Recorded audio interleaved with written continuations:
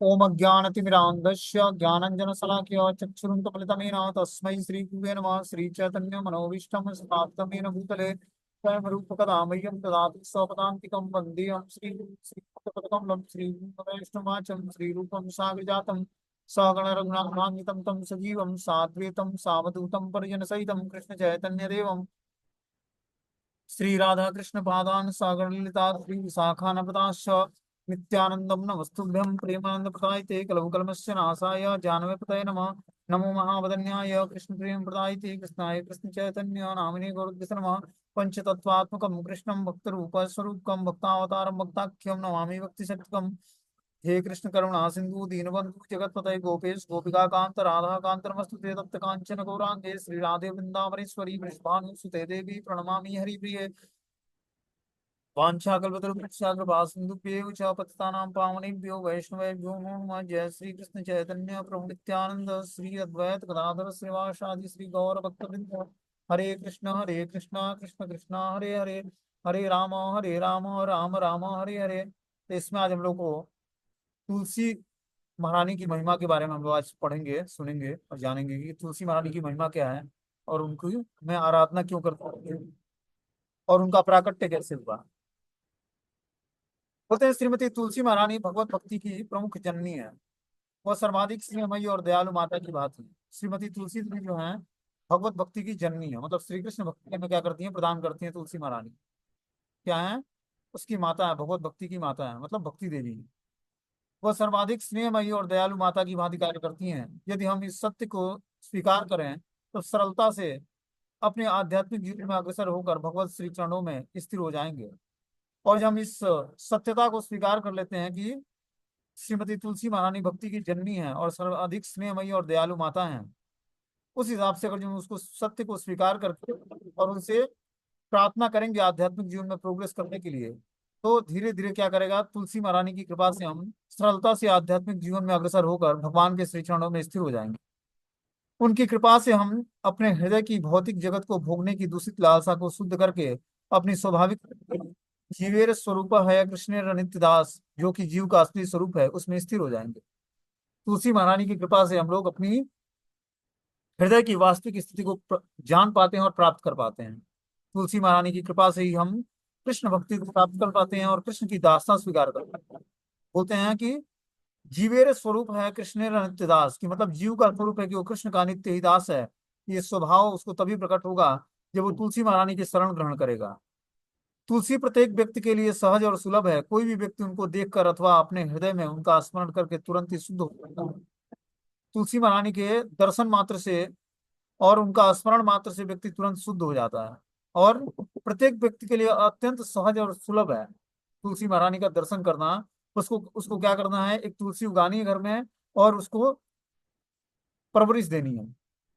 फिर उनके दर्शन से, उनके सामने उनको प्रणाम करने से, का स्मरण करने से व्यक्ति तुरंत शुद्ध हो जाएगा। श्रीमती तुलसी देवी भी अपने दोनों तुलसी तथा वृंदा देवी स्वरूपों में जगत के सभी जीवों को भगवत चरणों का आश्रय प्रदान करती है। तो तुलसी महारानी क्या करती हैं, एक मिनट रुकना।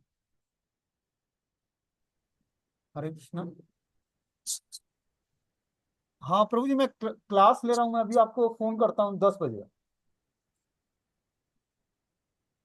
ठीक।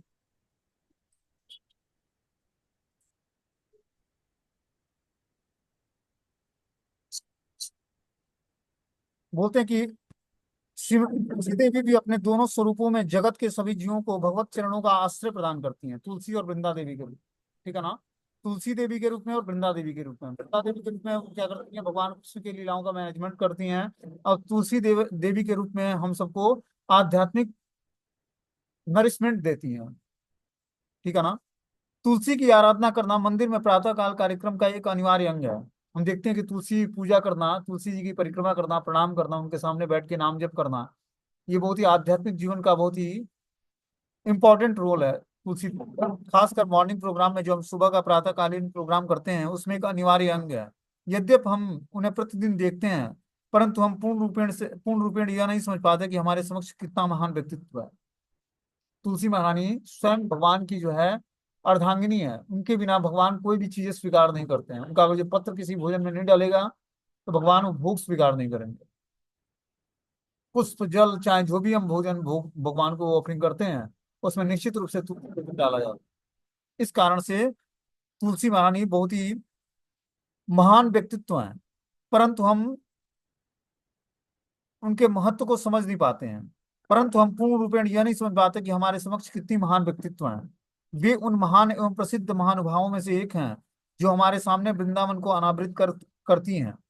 पांच महानुभाव हैं, तुलसी, यमुना, गोवर्धन, पौर्णमासी और गोपेश्वर महानुभाव। ये पांच महानुभाव जो है वृंदावन में, ये कृष्ण भक्ति प्रदान करने में सक्षम है। पहला है तुलसी, दूसरा है यमुना मैया, तीसरा है गोवर्धन और दूसरा चौथा है पौर्णमासी और पांचवा है गोपेश्वर महादेव। ये पांच महानुभाव भक्ति प्रदान करने वाले देव हैं। श्रील भक्ति सिद्धांत सरस्वती ठाकुर कहते थे कि तुलसी इस जगत में भगवान का वृक्षा वृक्षा अर्चना अवतार है, जिनकी आराधना और सेवा करने से अधम व्यक्ति भी परम पद को प्राप्त कर लेता है। और जो कोई व्यक्ति तुलसी महारानी की सेवा करता है, उनकी अर्चना करता है, उनकी आराधना और सेवा करता है, तो अधम व्यक्ति भी परम पद को प्राप्त कर लेगा। वो तुरंत पवित्र हो जाएगा उनके स्मरण मात्र से, उनकी आराधना करने मात्र से। हे देव, मुझे बताओ, बताइए कि आराधनाओं में सबसे सर्वश्रेष्ठ आराधना किसका है। पद्म पुराण में पार्वती माता भगवान शिव से पूछती हैं कि आराधना करने में सबसे परम आराध्य किसकी आराधना सर्वश्रेष्ठ आराधना है। शिव जी उत्तर देते कहते हैं कि विष्णु आराधना परम सर्वश्रेष्ठ आराधना तो भगवान विष्णु या कृष्ण की है, परंतु इससे भी उत्तम आराधना तदीया नाम समर्चनम, जो भगवत प्रियजन है उनकी आराधना कृष्ण के आराधना से भी सर्वश्रेष्ठ आराधना है। श्री चैतन्य भागवत मध्य खंड के 21वें अध्याय के 81वें प्यार में चार तदियों का वर्णन किया गया है। भागवत भागवत तुलसी गंगा या भक्त जने चतुर्धा विग्रह कृष्ण ए चारि सने। श्रीमद् भागवतम, तुलसी, गंगा और भक्त, इन चार रूपों में कृष्ण इस जगत में अवतरित होते हैं।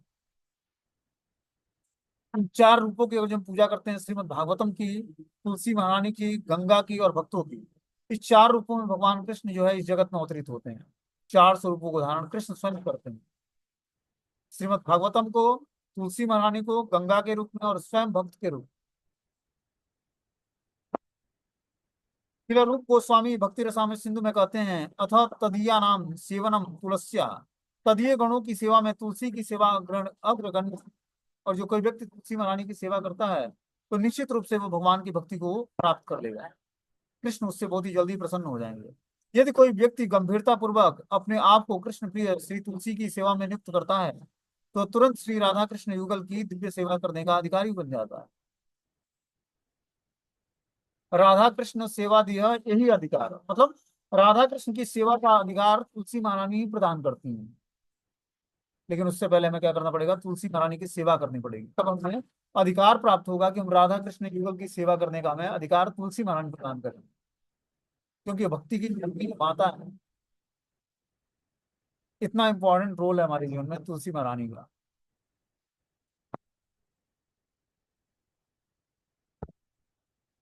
तो हमें क्या करना पड़ेगा, नित्य प्रति, और जो हमें श्री राधा कृष्ण युगल की दिव्य सेवा का अधिकार प्राप्त करना है तो हमें नित्य ही तुलसी महारानी की सेवा करनी पड़ेगी। वृंदा कृपा हैले है वृंदावन प्राप्ति, प्रेम सेवा प्राप्ति है वृंदावन स्थिति। श्रीमती वृंदा देवी की कृपा से ही व्यक्ति वृंदावन धाम की प्राप्ति कर सकता है। भगवत प्रेममयी सेवा को प्राप्त करके वह वृंदावन में नित्य रूप से स्थिर हो सकता है। और जो कोई व्यक्ति नित्य ही वृंदा देवी की कृपा से ही व्यक्ति वृंदावन धाम की प्राप्ति कर सकता है। बिना वृंदा देवी की कृपा के, तुलसी महारानी की कृपा के कोई वृंदावन धाम की प्राप्ति नहीं कर सकता है। भगवत प्रेममयी सेवा को प्राप्त करके वह वृंदावन में नित्य रूप से स्थिर हो जाता है। जब व्यक्ति भगवत प्रेममयी सेवा करता है, उससे पहले वृंदा देवी की कृपा चाहिए, तभी वो भगवत सेवा में अपने को तल्लीन कर पाएगा। इसीलिए वृंदा देवी तुलसी महारानी की सेवा बहुत ही अनिवार्य है। वृंदावन में नित्य रूप से स्थिर हो पाएगा और भगवत प्रेममयी सेवा में को प्राप्त कर पाएगा।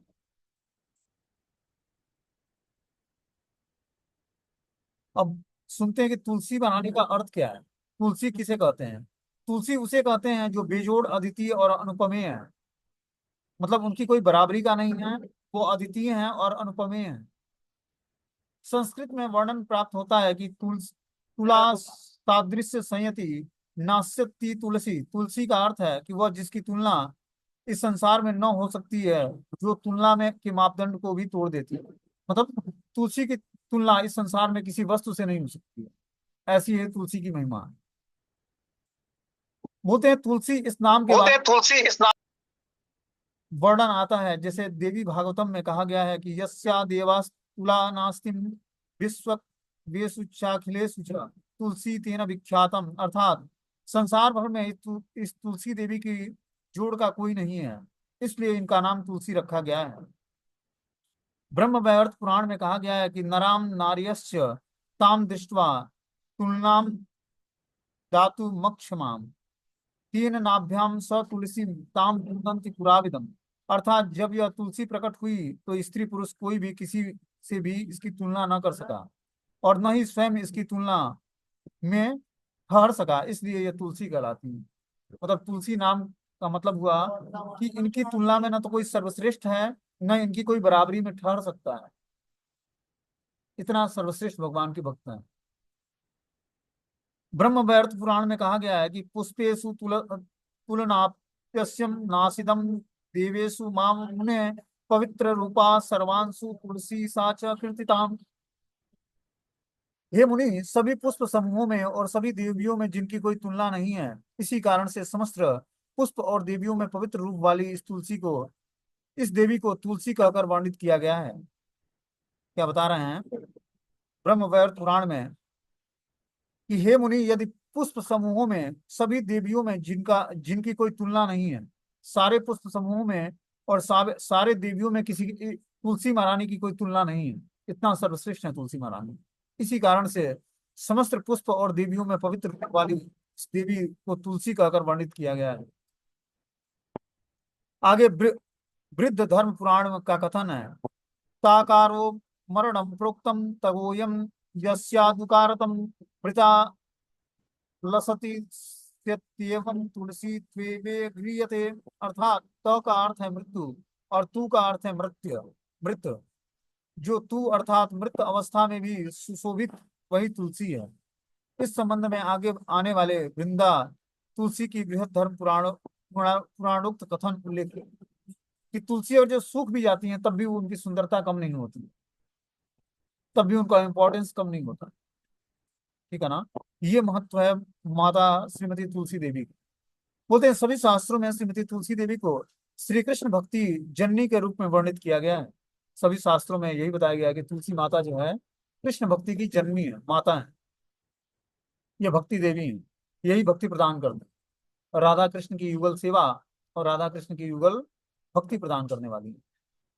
यह श्री कृष्ण के प्रति दिव्य प्रेम को प्रदान करने वाली हैं एवं सभी दुखों को हरण करने में समर्थ है। तुलसी महारानी समस्त दुखों को, सभी संताप को हर देती है।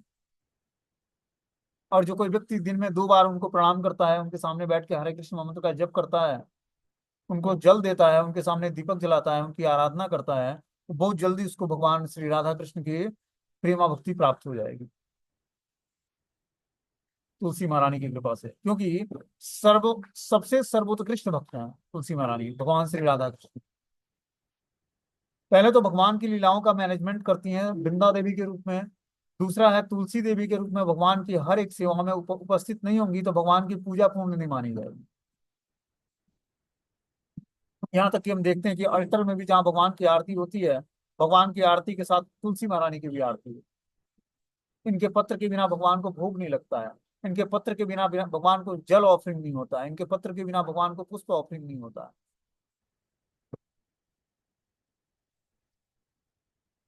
इसीलिए सभी शास्त्रों में तुलसी देवी को श्री कृष्ण भक्ति की जननी के रूप में वर्णित किया गया है। ये श्री कृष्ण के प्रति दिव्य प्रेम को प्रदान करने वाली हैं और सभी दुखों को हरण करने में समर्थ हैं। मायाबद्ध जीव अनंत ब्रह्मांडों में भौतिक सुख की एक मेव लालसा को लेकर सदैव अपने मन और अनियंत्रित इंद्रियों समेत संघर्ष कर रहा है। ऐसे श्री कृष्ण विमुख जीवों को श्री कृष्ण के साथ वह मिलन कराती हैं। गोलोक में निवास करने वाली श्रीमती तुलसी देवी श्री कृष्ण की प्राण प्रेयसी हैं। ये क्या है? तुलसी कृष्ण प्रेयसी नमो नमः। तुलसी जो है कृष्ण की प्रेयसी है, प्रिया है। मतलब भगवान कृष्ण प्रेम करते हैं तुलसी महारानी से। तुलसी महारानी जो है भगवान की पटरानी भी है। गोलोक में निवास करने वाली श्रीमती तुलसी देवी श्री कृष्ण की प्राण प्रेयसी हैं। अनेक शास्त्रों में उनकी महिमा का वर्णित किया गया है। बृहद धर्म पुराण में कहा गया है कि श्रीमती तुलसी देवी दुभुजा, श्यामांगी, चारु बदनी और श्वेत वस्त्रों को धारण करने वाली हैं। वह शंख पद्म हस्तयुक्त और नाना प्रकार के दिव्य अलंकारों से विभूषित हैं। वह भगवत भक्तों को सर्वोच्च सिद्धि प्रदान करने वाली हैं। तुलसी महारानी जो हैं द्विभुजाधारी हैं, श्यामांगी हैं, उनका श्यामल रूप है, चारु बदनी है और श्वेत वस्त्रों को धारण करती हैं। वह शंख और पद्म हस्तयुक्त हैं। वो अपने हाथों में शंख और चक्र पद्म धारण करती हैं, मतलब कमल का फूल, और दूसरे हाथ में शंख, दो भुजाओं में। नाना प्रकार के दिव्य अलंकारों से विभूषित हैं। वह भगवत भक्तों को सर्वोच्च सिद्धि प्रदान करने वाले हैं। कृष्ण भक्ति की सर्वोच्च सिद्धि तुलसी महारानी की कृपा से ही हमें प्राप्त होता है। इसलिए हर भक्त को अपने घर में कम से कम तुलसी उगानी चाहिए, और संध्या और सुबह के टाइम घर में ले आकर भगवान के साथ उनकी आरती करनी चाहिए। तब जाकर उनकी कृपा हमें मिलेगी। अब बिना उनकी कृपा के हम भक्ति जननी न माता, बिना उनकी कृपा के हम राधा कृष्ण के युगल पाद पद्मों की शरण ग्रहण नहीं कर पाए। परम भगवान की अंतरंग शक्ति के विस्तार इस जड़ जगत में वृक्ष के रूप में आविर्भूत होकर विभिन्न वर्णों को धारण करती हैं, जैसे हरित वर्ण, कृष्ण वर्ण और कहीं कहीं मिश्रित वर्ण के रूप में प्राप्त होती हैं। तो तुलसी महारानी जो है हरित वर्ण मतलब हरे रंग की होती हैं, कृष्ण वर्ण मतलब सांवले कलर की होती हैं, और कहीं कहीं मिश्रित वर्ण के रूप में पाई जाती हैं, कि मिक्स वर्ण की होती हैं। हरित और कृष्ण दोनों वर्णों को मिला के होता है। इस तरह से तुलसी महारानी जो है इस भौतिक जगत में, जड़ जगत में आविर्भूत होती हैं, तीन रंगों को धारण करके। हरित वर्ण मतलब हरे रंग की, कृष्ण वर्ण मतलब श्यामला रंग की, और कहीं कहीं मिश्रित वर्ण की होती है, हरा और श्यामला दोनों मिश्रित होता है।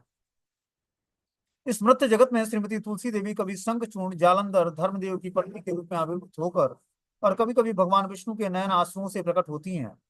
वह इस जगत में किसी भी प्रकार से प्रकट क्यों न हो, परंतु वह सर्व सदा श्री कृष्ण परायण हैं। इस जगत में उनकी भगवत आसक्ति की तुलना करना असंभव है। तुलसी महारानी शंखचूर्ण, जालंधर और धर्मदेवी की पत्नी के रूप में भी कभी कभी आविर्भूत होती हैं, अलग अलग कल्पों में। ठीक है ना। अलग अलग कल्प में अलग अलग, जैसे वो कभी शंखचूर्ण की पत्नी बनती हैं, कभी जालंधर की, और कभी धर्मदेव की पत्नी बनती हैं, और कभी भगवान विष्णु के नयन आंसुओं से प्रकट होती हैं। इस तरह इस जगत में प्रकट होती हैं तुलसी महारानी, परंतु वह सदा श्री कृष्ण परायण रहती हैं। इस जगत में उनकी भगवत आसक्ति की तुलना करना असंभव है। जो उनकी आसक्ति है भगवान कृष्ण से, उस आसक्ति की तुलना को किसी भक्त से नहीं की जा सकती, क्योंकि स्वयं भगवान, उनके बिना कोई भी भगवान का यज्ञ, कोई भी चीज अर्पण किया हुआ, कोई भी वस्तु भगवान को ऑफरिंग नहीं होती बिना तुलसी के। अब इसमें बता रहे हैं कि तुलसी देवी भगवान की अंतरंग शक्ति है। कैसे हैं अंतरंग शक्ति, इसके बारे में हम लोग जानेंगे। बोलते हैं ब्रह्म वैवर्त पुराण में वर्णन आता है कि किस प्रकार से तुलसी देवी भगवान की अंतरंग शक्ति हैं, उनसे अभिन्न है। प्राचीन कथा का वर्णन करते हुए नारायण ऋषि नारद जी से कहते हैं कि लक्ष्मी, सरस्वती, गंगा ये तीनों भगवान की भार्यां हैं। एक बार सरस्वती को संदेह हो गया कि भगवान मेरी अपेक्षा गंगा से अधिक प्रेम करते हैं। तब उन्होंने भगवान को कुछ कड़े शब्द कहे। फिर वह गंगा पर क्रोध करके कठोर शब्द कहने लगी। तब शांत स्वभाव वाली श्रीमती लक्ष्मी देवी ने उन्हें रोक दिया। इस पर क्रोधित होकर सरस्वती ने आवेश में आकर लक्ष्मी जी को गंगा का पक्ष लेने वाली समझकर श्राप दिया कि तुम निश्चित ही वृक्ष रूप और नदी रूपा हो जाओ। लाइट चला गया। गंगा ने भी सरस्वती को कहा कि तुम भी मृत जगत में जहाँ पापी विनाश है, वही नदी रूप में हो जाओ। उस समय चतुर्भुज रूप में भगवान विष्णु वहां आए और सबों को समझाया। भगवान ने लक्ष्मी देवी को कहा कि तुम अपनी कला से राजा धर्मध्वज के घर में चली जाओ। तुम किसी की योनि में से उत्पन्न होकर भूलोक में प्रकट हो जाना, वहीं तुम वृक्ष रूप में निवास करोगी। वहीं शंखचूर्ण नाम का एक असुर की पत्नी बनोगी और मेरे ही अंश से प्रकट होगी। कुछ समय पश्चात ही तुम मेरी भार्या बनकर सौभाग्य प्राप्त करोगी, और संपूर्ण जगत में तीनों लोगों को पावन करने वाली तुलसी के नाम से तुम्हारी प्रसिद्धि होगी। इसे सुनकर लक्ष्मी देवी हर्षित हो गई। इस कथा के अनुसार तुलसी देवी भगवान की भार्या श्रीमती लक्ष्मी से अभिन्न है। तो तुलसी देवी भगवान की भार्या मतलब पत्नी है, और लक्ष्मी माता से अभिन्न है। लक्ष्मी माता में और तुलसी महारानी में कोई डिफरेंस नहीं है। अब हम लोग सुनेंगे कि तुलसी महारानी का स्वरूप क्या है। बोलते हैं भगवान विष्णु की प्रीति वर्धनकारी श्रीमती तुलसी देवी का प्राकट्य का वर्णन बृहद धर्म पुराण में प्राप्त होता है कि तुलसी देवी भगवान कृष्ण के प्रति प्रीति वर्धन करती हैं, प्रेम का वर्धन करती हैं। तुलसी का वर्णन जो है बृहद धर्म पुराण में बताया गया है कि अथ सख्यो कार्तिके वे मासिम दामोदरम प्रियम अमास्या तिथ्यो पृथव्याम प्रातः प्रादुर्बभूवसा। दामोदर भगवान के प्रिय मास कार्तिक में अमावस्या तिथि में प्रातः काल में इस भूतल में तुलसी आविर्भूत होती हैं। श्रीमती तुलसी देवी पृथ्वी पर प्रकट होकर इस जड़ जगत में सर्व जीवों को दृष्टिगोचर होती हैं। बृहद धर्म पुराण के पूर्व खंड के अष्टम अध्याय में कहा गया है। तो जो तुलसी महारानी है, ये कार्तिक मास की अमावस्या तिथि, जो आज तिथि है अमावस्या, इसी दिन प्रातः काल तुलसी महारानी प्रकट हुई थी। श्रीमती तुलसी देवी पृथ्वी पर प्रकट होकर इस जड़ जगत में सर्व जीवों को दृष्टिगोचर होती हैं। वृक्ष के रूप में तुलसी महारानी जो है सर्व जीवों को क्या होती हैं, दृष्टिगोचर होती हैं। सब जीवों को अपनी दर्शन देकर सबको कृतार्थ करती हैं और भगवान भगवत भक्ति प्रदान करती हैं। बृहद धर्म पुराण के पूर्व खंड के अष्टम अध्याय में कहा गया है कि प्रादुर्भूतम तरो तस्मिन् देव नारायणम प्रभु अजगाम ऐसे क्या मैं जानते नहीं सारे स्पॉट वाले उसमें ही नहीं है क्या। रसी भूमि माई गॉड महामेघम प्रभास्यामम अस्कंद पल्लव शोभिताम दत्तले संख्य संपूर्णा महामंत्रमयी स्थिराम ज्वलंतीम स्वेन महसाम गंधा मोदित मुखाम। श्रीमती तुलसी देवी के वृक्ष रूप में प्रकट होकर होने के तुरंत बाद भगवान विष्णु ने शिव जी से के सहित आकर उनका दर्शन किया। सर्वप्रथम उन्होंने देखा कि महामेघ जिसमें असीम जलराशि को धारण किया है, ऐसा श्याम वर्ण अस्कंद और अनेक पल्लों से सुशोभित असंख्य पत्रों से पूरित महामंत्र मई और स्थिरा श्रीमती तुलसी देवी ज्वलायमान ज्योति के समान अपनी अतुलनीय मंत्र मुग्ध करने वाली दिव्य सुगंध से सारी दिशाओं को मुदित करके विराजमान हुई हैं। इस प्रकार के स्वरूप को देखकर शिव जी बहुत ही आनंदित हुए। जब तुलसी देवी का प्राकट्य हुआ तो भगवान विष्णु ने शिव जी को सहित आकर उनका दर्शन किया तुलसी महारानी के स्वरूप का। सर्वप्रथम उन्होंने देखा कि महामेघ जिसमें असीम जलराशि को धारण करती हैं, ऐसा श्याम वर्ण स्कंद और अनेक पल्लों से सुशोभित असंख्य पत्रों से पूरित महामंत्रमयी और स्थिरा श्रीमती तुलसी देवी ज्वलंतमान ज्योति के समान अपनी अतुलनीय मंत्र मुग्ध करने वाली दिव्य सुगंध से सारी दिशाओं को मुदित करते हुए विराजमान। जो पौधा था तुलसी महारानी का बहुत ही दिव्य स्थिति में था। बोलते हैं कि महामेघ जिसमें असीम जलराशि को धारण किया हो, जैसे जो महामेघ होता है जो असीम जलराशि को धारण करता है, वो बहुत ही श्याम बादल हो जाता है। घन श्याम बादल मतलब बहुत ही सांवले कलर का होता है बादल, जिसमें जरूरत से ज्यादा पानी भरा हो। उसी तरह श्यामला तुलसी तुलसी का दर्शन किया उन्होंने, जो श्याम वर्ण की थी, अनेक पल्लों से अनेक पत्तियों से सुशोभित थी, असित असंख्य पत्रों से पूरित महामंत्रमयी और स्थिर श्री तुलसी देवी ज्वलंतमान ज्योति के समान अतुलनीय लग रही थी और मंत्र मुग्ध करने वाले दिव्य सुगंध से सारी दिशाओं को मुदित करते हुए विराजमान। मतलब उनके अंदर दिव्य सुगंध था। इस प्रकार के स्वरूप को देखकर शिव जी बहुत ही आनंदित हुए। जब तुलसी की जब वृक्ष के रूप में बहुत ही सुंदर, जब उसमें बहुत सारे पत्र होते हैं, मंजरियां होती हैं, तो बहुत ही दिव्य अवस्था में लगती है। ठीक है ना। इसी दिव्य अवस्था को देखकर भगवान शिव बहुत ही आनंदित होते हैं और इस प्रकार श्रीमती तुलसी देवी मूर्तिमती एवं सर्व जगत में दृश्यमान होती हैं। ये सब उपरोक्त वर्णित पुराण में कहा गया है। बोलते हैं कि ताम विष्णु स्वमालोक्यम हर्षितम स शिवो अभवतम तत्तो मूर्तिमयी देवी बभुवम तुलसी शुभाम श्यामांगी चारुवदना द्विभुजा स्मित भासिनीम शंख पद्मकरा स्वेतम वसनाम युवती सती नाना अलंकार भूषाढ्यम सिंदूरा रुणमालिकाम दृष्ट्वा नारायणम देवम तुष्टा वानंदनंदिता। शिव जी सहित भगवान विष्णु भी उन्हें देखकर बड़े विस्मित हुए। तुलसी भी भगवान विष्णु को देखकर अत्यंत हर्षित हुई। सर्व कल्याणकारी श्रीमती तुलसी देवी ने अपने वृक्ष रूप दर्शन के उपरांत विग्रह रूप में मूर्तिमान स्वरूप में दर्शन दिया।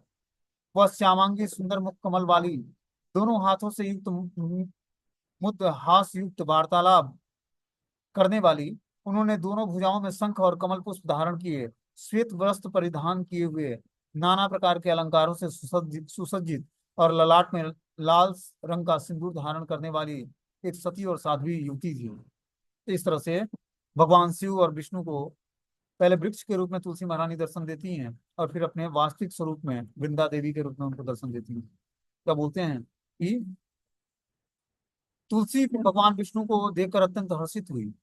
सर्व कल्याणकारी श्रीमती तुलसी देवी अपने वृक्ष रूप में दर्शन के उपरांत विग्रह रूप में मूर्तिमान स्वरूप में दर्शन दिया। पहले तुलसी महारानी वृक्ष के रूप में दर्शन देती हैं भगवान शिव और विष्णु को, और फिर जो है विग्रह के रूप में दर्शन देती हैं। वह श्यामांगी थी, सुंदर मुख कमल था, दोनों हाथों में युक्त मृद हास युक्त वार्तालाप करने वाली थी, और उन्होंने दोनों भुजाओं में शंख और कमल पुष्प पुष्प धारण किया था, श्वेत वस्त्र परिधान किया हुआ था, नाना प्रकार के अलंकारों से सुसज्जित और ललाट पर लाल रंग का सिंदूर धारण करने वाली एक सती और साध्वी युवती के रूप में थी। इस स्वरूप में वो भगवान शिव और ब्रह्मा जी भगवान विष्णु को अपना दर्शन देती है। बोलते हैं कि इस संबंध में, तुलसी महारानी के संबंध में शास्त्रों में दो नाम प्रमुख प्रचलित हैं। पहला नाम है तुलसी और दूसरा नाम है वृंदा। इन दो नामों का सर्वाधिक वर्णन करते हुए पुराण इस कथाओं का वर्णन करते हैं। तुलसी के संबंध में दो प्रकार के कथानक पुराणों में वर्णित हैं। प्रथम शंखचूर्ण की पत्नी तुलसी, और दूसरा है अमृत में से तुलसी की उत्पत्ति। तो ये जो है दो पुराणों में, ब्रह्म वैवर्त पुराण में बताया गया कि ये शंखचूर्ण की पत्नी तुलसी हैं, और दूसरा स्कंद पुराण में बताया गया कि अमृत से उत्पन्न है तुलसी महारानी। मतलब तुलसी महारानी की उत्पत्ति जो है अमृत से हुआ है। पुराणों में वृंदाओं का तथा संबंधी कथाओं का वर्णन है। मुख्यतः दो वृंदा हैं, एक धर्मदेव की पत्नी वृंदा और दूसरा जालंधर की पत्नी वृंदा। तो शास्त्रों में जो है चार तुलसी महारानी के चार अलग अलग जो है लीलाओं का वर्णन है। पहले उन्हें शंखचूर्ण की पत्नी, जो ब्रह्मवैवर्त पुराण में बताया गया है। स्कंद पुराण में अमृत से प्रकट हुई तुलसी महारानी का वर्णन है, और बृहद धर्म पुराण में धर्मदेव की पत्नी के रूप में उनका वर्णन मिलता है, और पद्म पुराण में जालंधर की पत्नी के रूप में तुलसी महारानी वृंदा देवी का वर्णन मिलता है।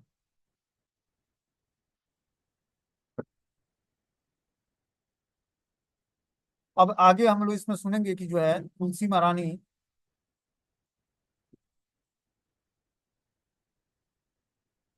अमृत से तुलसी महारानी का प्राकट्य कैसे होता है इसके बारे में।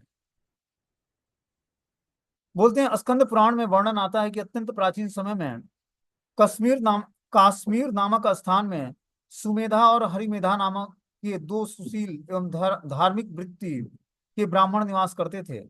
अपने स्थान को छोड़कर वे दोनों एक दिन तीर्थ भ्रमण हेतु निकल पड़े। तीर्थ यात्रा के समय उन्होंने एक सुरम्य और मनोहर तुलसी के वृक्षों से हरा भरा बगीचा देखा। सुमेधा ब्राह्मण ने देखने मात्र से तुरंत ही श्री तुलसी देवी को प्रणाम किया। बगीचे की प्रदक्षिणा करने के उपरांत हरिमेधा ने कहा, हे सुमेधा, तुम इतने इतने में इतने श्रेष्ठतम और अपने आप में महान तीर्थ होकर भी क्यों तुलसी के बगीचे की प्रदक्षिणा और प्रणाम कर रहे हो। इन वचनों को सुनकर ही नजदीक के वट वृक्ष की छाया में जाकर सुमेधा ने हरिमेधा को श्रीमती तुलसी देवी की उत्पत्ति और महात्मा की कथा सुनाई कि कैसे तुलसी क्षीर समुद्र से प्रकट हुई हैं। सुमेधा ने कहा, एक बार देवराज इंद्र दुर्वासा के अभिशाप के कारण अपने सारे ऐश्वर्य खो बैठा। भगवान के आदेशानुसार क्षीर सागर का मंथन असुरों के साथ मिलकर करते हैं।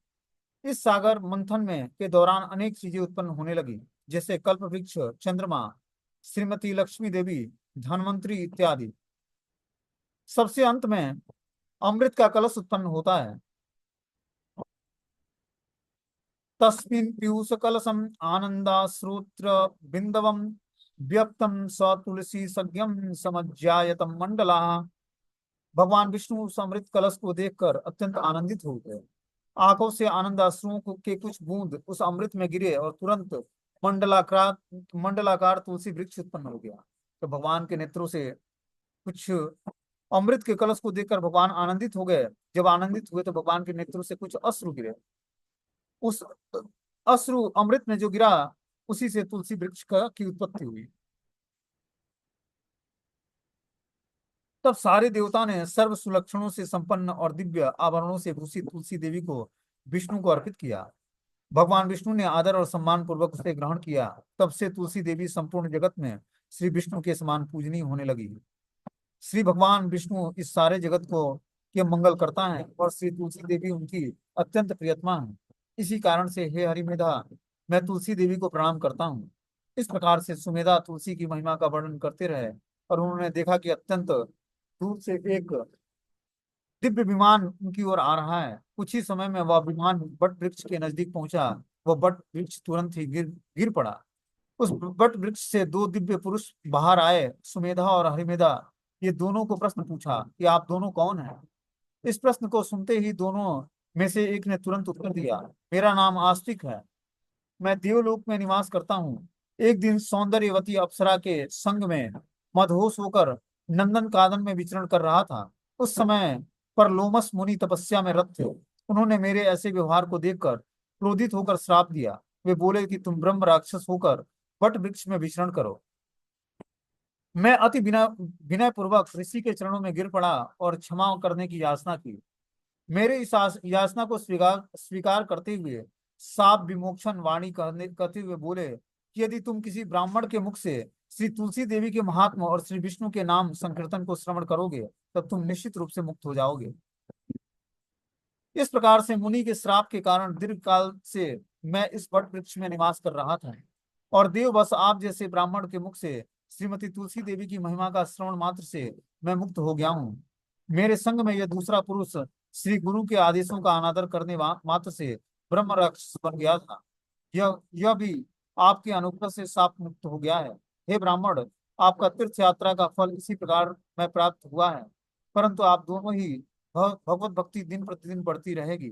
इस वार्तालाप के उपरांत दोनों पुरुषों ने सुमेधा और हरिमेधा को प्रणाम किया और अपने स्थान में वापस चले गए। कोई व्यक्ति भगवान के भक्तों के मुख से तुलसी देवी के महात्म को सुनता है तो क्या होगा, वो और जो व्यक्ति श्रापित है किसी ब्राह्मण या मुनि के द्वारा तो धीरे धीरे जो है उस श्राप से मुक्त हो जाएगा, बस तुलसी की महिमा सुनने से मात्र से।